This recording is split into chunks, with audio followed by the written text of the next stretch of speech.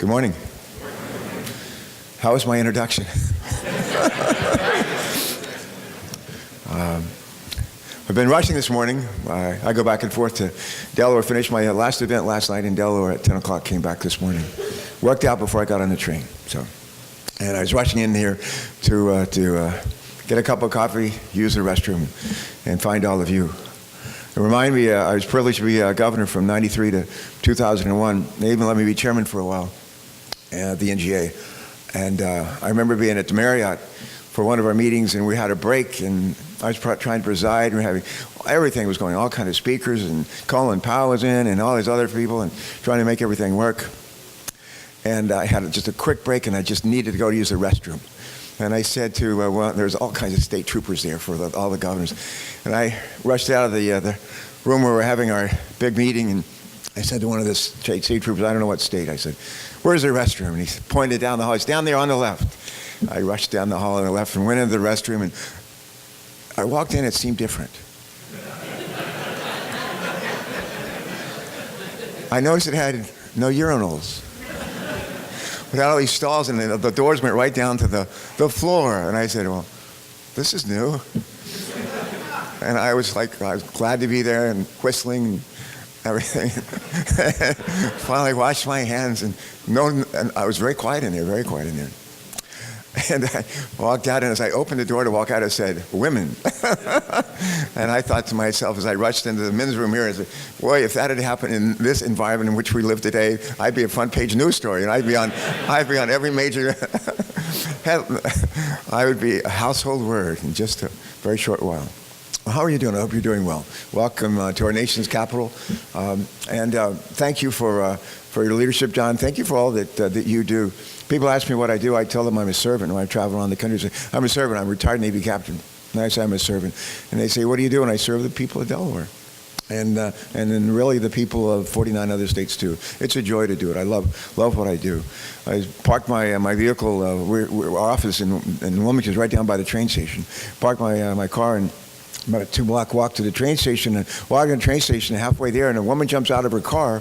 She's parked by the bus stop. We have a bus station, a big bus station parking lot. All the two buses come in, and we have the trains and SEPTA and everything, so it's pretty cool. And this woman jumps out of her car and she says, I've got to talk to you. And as she's talking to me, my train's just starting. I can just hear it with the whistle blowing, and I can see it starting to get close to coming around the bend. And I said, ma'am, my train's like pulling in right now. So she walks with me to the across the road, up the escalator, right onto I see she was going to get onto the train with me. She didn't have a ticket. But she'd been in this country for 23 years. She has a master's degree. She works, and she's anxious to be here on a legal basis. And she was looking for help. And I took a minute and gave her my card and told the person to call in my office.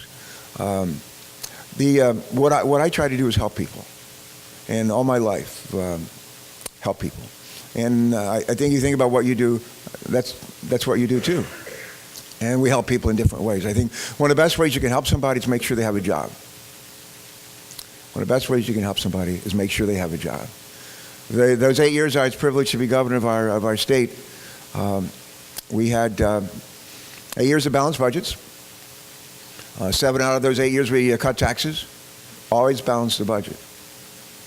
We paid down some of our debt, earned AAA credit ratings for the first time in state history. We still have them. And more jobs were created in those 8 years than any 8-year period in the history of the state of Delaware, before or since. I did not create one of them. And what I did as governor is to try to make sure that we were creating a nurturing environment for job creation, job preservation. And that doesn't just involve governors, doesn't just involve secretaries. Shailen Nevada's here, used to be our secretary, went on to Colorado, he's back here to D.C. It's nice to see him again. Jen Cohen, who's just a terrific secretary, and they're a big part of helping create that nurturing environment. But what else is included in it? Workforce. People like that lady today who wants to stay in this country, she's been educated in this country, she wants to make a difference here and be a productive citizen. But our workforce, people who have the skills that are needed in our workplaces across the country, that's a big part of it. Access to capital, access to foreign markets, protection of intellectual property. For the government to invest in R&D that can be commercialized and turned into all kinds of jobs and economic activity. Common sense regulations, affordable tax burden, clean air, clean water, open space, parks, beaches, greenways, all kinds of stuff, all kinds of stuff. But very high up on that list is the ability for us to move people and things when we need to go and when we need to move product. And not just on roads, highways, bridges, not just on rail, not just in airports, not just in ports, ships, barges, all kinds of, all the above, all the above. It is a shared responsibility. It is a shared responsibility. Federal government can't do it all, and as it turns out, we don't do it all. We have a partnership with the states that this administration has proposed changing in rather significant ways. I was with a bunch of governors. The governors are in town this week, and they were nice enough to meet with a bunch of us recovering governors in the U.S. Senate. And I said, look out, because you're used to an 80-20 share. We could just flip that and make it 20-80, and you won't like that. And you need to be mindful that might be coming. I don't know what Peter DeFazio talked about, but I think John Barrasso was here before him. John's my partner. We're wingmen. Wingmen, and have a great relationship. And it's a pleasure to also work with Peter, and Bill Schuster, I think, is going to follow me here today. We were all at the White House 2 weeks ago today. I don't know if John mentioned that or Peter mentioned that. We were at the White House. And they don't invite me every day there. But I was glad to be invited, and we had about 12 of us, Democrats, Republicans, House, Senate, on the committees of jurisdiction. Elaine Chao was there, sat next to her. Wilbur Ross was there. We had Rick Perry there, a couple of other folks. Our brother Cohen was there. And President, it was kind of fun. I'd been in that room many times, big conference table. And they sat down right in front of the president, and they let in the press. And then when they let in the press, the president started talking about the importance of infrastructure, and he talked for about a minute to us, and they had the cameras going and everything. And then he stopped talking, and the president's staff said, okay, time to leave for the press. And they didn't move. And they just started peppering him with questions that had nothing to do with infrastructure or transportation. You can imagine the kind of questions they asked him. And he just ignored me by batting him away like a tennis ball or something. After about a minute, the staff finally got the press to leave. And it was quiet in the room, and the president looked around the table and says, lovely people, aren't they? So I thought it was a pretty good line. But then we got a little more serious, and he talked for a while about why this was important. And just stuff that I think we could all agree on. He said, now let's just have a good conversation. I'm sitting right in front of him. I raised my hand. He said, Tom, why don't you go first? And I outlined a couple of areas I thought we actually had some reason to actually work together. And I think we all agree that can't all be on the states, can't all be on the federal government. It's got to be a shared partnership. I think we ought to be able to agree on that. We may disagree on the percentages, but I think the idea is sound. The idea that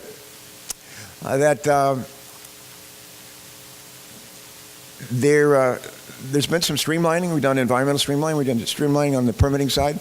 Have we done everything? You and some others may want to do more. I'm willing to do a little more.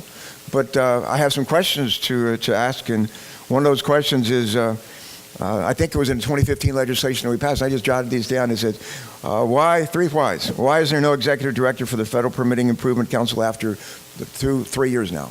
Why? Why has U.S. DOT not finalized regulations implementing the MAP 21 and FAST Act streamlining provisions? Why?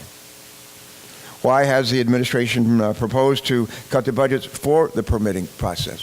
Why? We've got a great chairman of our committee, John Barrasso. For our chairman, I might be someday, you never know in this business, but we'd be holding a hearing. We'd be doing an oversight hearing, and the hearing is, let's look back at what we did in terms of permitting changes, streamlining changes in 2012. Let's see what we did in 2015. What has been implemented? What is not? Why not? What needs to be done in order to implement? What makes sense? What further changes do we need to make? That's the way the Senate used to work. That's the way the House used to work. That's the way it all worked in this instance, too. But we talked a little bit about the public-private partnerships, and I was talking to the president, and I said, I believe in public-private partnerships. I believe in tolling, especially in new construction areas where it actually makes sense. But Mr. President, keep in mind that in the last, I think, 30 years, there have been maybe 60 public-private partnership projects, P3s, maybe 60. Some of them have been big, important, but 60 in 30 years. I don't know that we're going to solve this problem just by going to public-private partnership, but it's part of the solution. And I said, the 800-pound gorilla in the room here, though, is how are we going to pay for this stuff? It's always comes back to how we're going to pay for this stuff. And I remind him that Bowles Simpson included a provision offered by George Voinovich, former governor, former senator from Ohio, my great friend, to raise gradually the gas diesel tax. Hadn't been raised for 25 years. Said, Mr. President, it's worth about half what it was when it was adopted in '93. And we proposed raising by 4 cents a year for 4 years, index it to the rate of inflation going forward. It costs about a cup of coffee for the average driver every week. And the president interrupted me at that point. He said, that's not enough. He went. And he said, it ought to be at least a quarter. It ought at least to be a 25-cent increase. And it should be all at once, up front. And I looked at some of my Republican colleagues. John Barrasso was sitting right in front of me, but I looked around the table with some of my Republican colleagues, and several jaws dropped to the table and said, am I hearing this guy right? And he came back to that again and again and again. And he said, I know it's difficult, politically difficult for you to do these things, but I will provide air cover, political cover, and I'll take the slings and arrows, and that we need to do this. And it can't be like 4 cents a year for 4 years. And I leaned over to Elaine Chao and I said, you know, if he's serious about this, we might actually be able to get something done. This might form the basis of getting something done. Some of our Republican colleagues coming out of the meeting just walked it back. Walked it back. Not the administration. Not the administration. I talked to Elaine that night and she said, he's been talking about this for weeks. Been talking about this for weeks. And sometimes he'll say things and then take it back, or his staff will take it back. In this case, they haven't done that, and I think that's to their credit. In the 2015 legislation that we passed, a lot of good stuff there. Multimodal stuff, freight stuff, and we're grateful to a bunch of you for giving us good ideas, and hopefully we can get some more good ideas from you in the months to come. We're working on a Democratic version of transportation authorization. John and his staff are working on their own version, and my guess is at the end of the day, which shouldn't be too far in the future, we'll marry our fortunes together and do what we've always done. Whether it was Jim Inhofe leading our committee or Barbara Boxer, we'll be able to find common ground on reauthorization. But the challenge will be how to pay for it. But in the 2015 legislation, I thought we did some smart stuff. I mentioned a few things. But one of the smart things that we did, we called for using the states to be laboratories of democracy. And we said do that in terms of vehicle miles traveled. I don't know if you all ever participated with any of the Aspen Institute events. We hosted a seminar in Oslo last year in August. And good time to be in Oslo. And we had a chance, we had 5 days, House Senate members, 25 of us, about half Democrat, half Republicans. Great sessions on energy and the environment. Terrific sessions. And we had a lot of focus on transportation. A lot of focus on transportation. If you walk on the streets of Oslo, I didn't see any parking meters, but you know what I saw? Where they normally see parking meters, I saw electric recharging stations. 40% of the vehicles in Norway these days are electric, battery powered. 40%.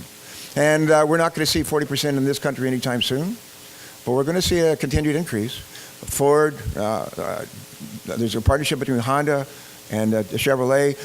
Our friends at Toyota have launched a whole new line of cars called Mirai, which means future. They're coming. And fuel cell cars, electric cars, we're getting better on the battery, we're getting better on the technology. That's coming. And as we get more and more of those vehicles on the road, they're not going to buy any gas, they're not going to buy diesel. They're going to go for free unless we figure out some way to make sure they pay their fair share.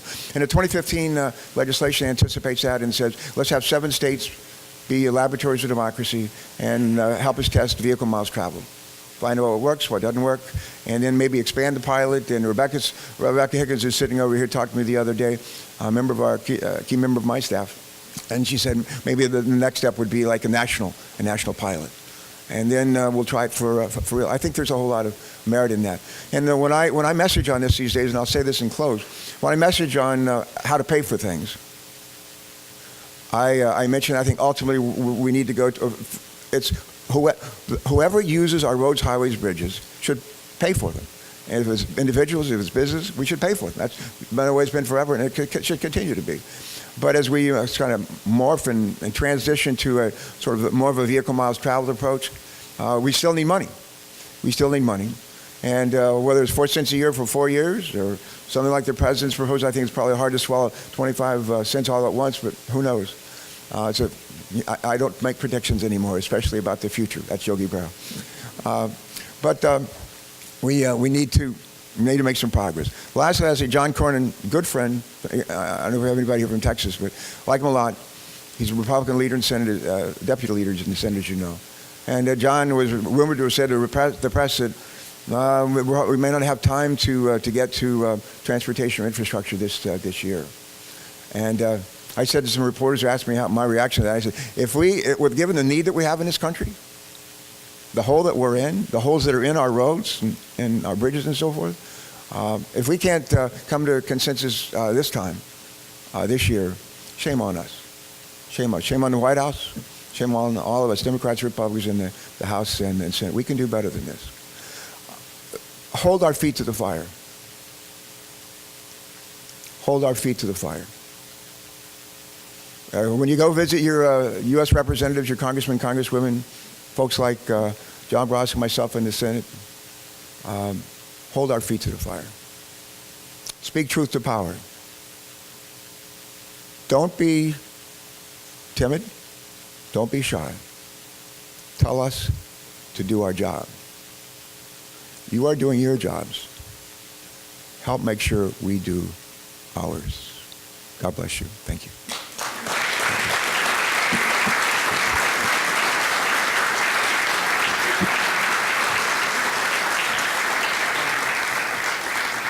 Come here, John. John, are you from Tennessee? I am. Great place. My wife is from Western North Carolina. Got anybody here from North Carolina?